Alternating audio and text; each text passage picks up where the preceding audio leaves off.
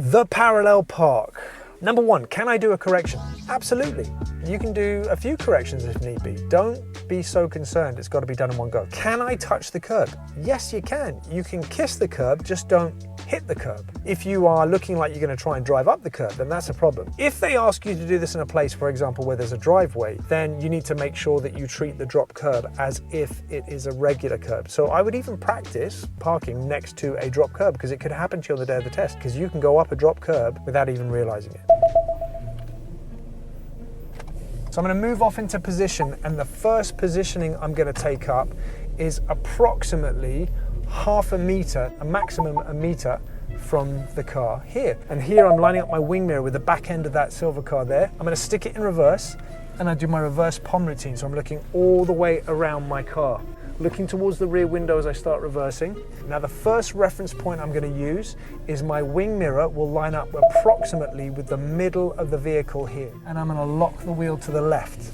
As I do that, I'm going to check my wing mirror and over my right shoulder and up the road to make sure there's nothing coming. I'm going to swing out to approximately 30 to 35 degree angle from the car, which should look something like that. So my wing mirror is kind of lined up with the center column of that car. I'm going to straighten the steering wheel. I'm now reversing in a straight line, looking a little bit more to that rear window. So it's going to look something like that, approximately there with the badge, or as it goes behind my quarter light window. I don't have a quarter light window, but what I do have is I have a column. I'm now going to err on the side of caution, so I'm going to lock the wheel to the right.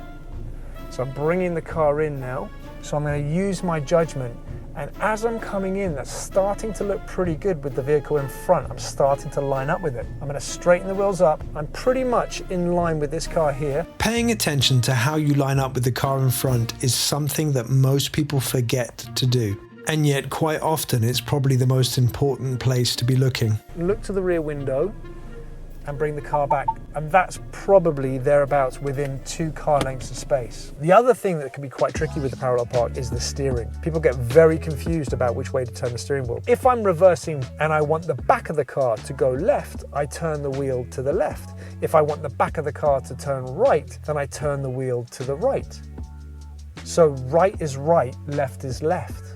And all you've got to do with the moment you stick it in reverse is think about the direction you're traveling. I hope this video has been of value to you. If it has, hit the like button, subscribe if you want more content, and I will see you in the next one. Get well out.